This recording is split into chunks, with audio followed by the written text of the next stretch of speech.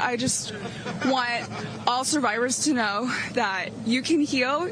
No dream is too wild, and that if it's so wild out there, like going to space, you can absolutely make it through, and it can absolutely be possible. And she made it through, and it is possible. That's astronaut and activist Amanda Nguyen. After returning to Earth from the historic Blue Origin spaceflight last year, we were both part of that all-female crew. Feel very proud of us, Amanda Nguyen. She became the first Vietnamese American woman in space and fulfilled a dream that she had to put on hold. After surviving, this is a backstory, after surviving a sexual assault in college, Nguyen founded the national nonprofit RISE. She also helped pass the Sexual Assault Survivor Bill of Rights back in 2016 and earned a Nobel Peace Prize nomination. Now she's sharing her journey in the paperback edition of her best-selling memoir, Saving Five, a memoir of hope. I'm happy to say that Amanda Nguyen is in the studio. It's always good to see you. I just saw you the other day at the Time 100 dinner. Yes. Always good to see you. But, Amanda, I want people to get a sense of your backstory. We had you on when your memoir first came out. The paperback is out. And what's so interesting to me about the paperback is the afterword that you wrote. Because I didn't know this at the time, that you were really struggling trying to decide if you were going to bring your hospital band from the night you were raped up in space. Why was that such a difficult decision for you, and why did you finally decide to do it? Because according to the book, you made it at the very last minute. I did. Well, first of all, thank you so much for having me. Yes. You know, my memoir talks about how I deferred my astronaut dreams in order to fight for my rights as a rape survivor. Because you were heading to NASA. Yes, that's right. Yes. When I found out that the government could destroy rape kits untested. So I rewrote the law. U.S. Congress and the United Nations passed it unanimously.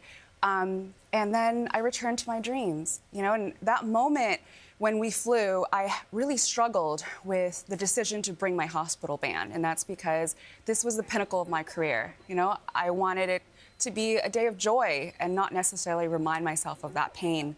But in space, when the 1-minute buzzer ran out, and you're familiar with that, we have to strap ourselves back for descent, my heart made the call, and I pulled out the band, and I showed my survivor self the world that she changed. Because you said, and talk about the dates, because it's one of the most worst days of your life and then one of the most consequential days of your life. Yes. You know, I didn't even realize this, but when we landed, a survivor reached out to me and she said, "Can you choose the day that you launched to space?" And I was like, that's not how rocket science works. Yes. And she said, "Well, I don't know if you know this, but today is April 14th, and that's the same exact day your rape kit was supposed to be destroyed." Wow. You know, some people call it divine timing.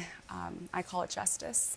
For a lot of people that deal with different types of trauma, you're stuck between holding on and letting go.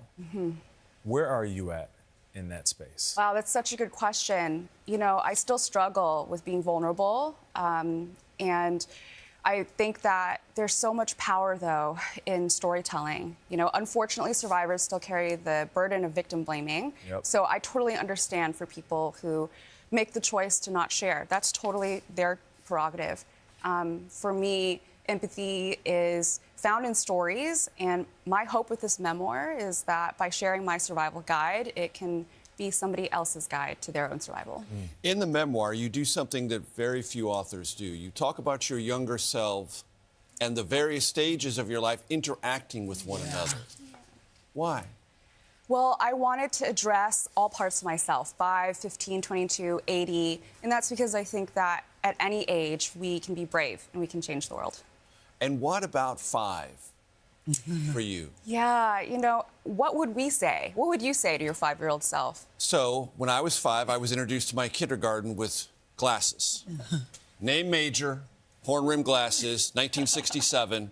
And that sort of set my life in motion in lots of different ways, good and bad. You've been a fighter ever since It's then. not about me, man. It's about you. No, I love that. Well, I want people to think about that, you know? And to me, there are only 2 people that you need to make proud in your life, your 5-year-old you and your 80-year-old you. If you've done that, you've been successful. So it's been over a year since our flight. How are you feeling about it, and how you feel about the flight and where you are in your life today? Yeah, if I could tell that girl anything before she boarded that rocket, I would say impossible is just an opinion. You know, people told me it was impossible to pass a law in the U.S., impossible to do it again at the UN, impossible to get sponsored to go to space. Yes. And then we did it. You know, I want everyone to know that your dreams are possible. For anyone who's ever had a dream deferred because life got in the way, you know, take it from me. I went to space. Your dream is possible. Yeah, I just want to know people about Amanda. She's a bioastronautics scientist, studied astrophysics at Harvard and MIT, worked at NASA on the last shuttle mission, trained at the International Institute of Astronautical Sciences. You are such a badass. You are truly, Amanda, Nguyen, the real deal. And I'm so happy for you. So happy. You.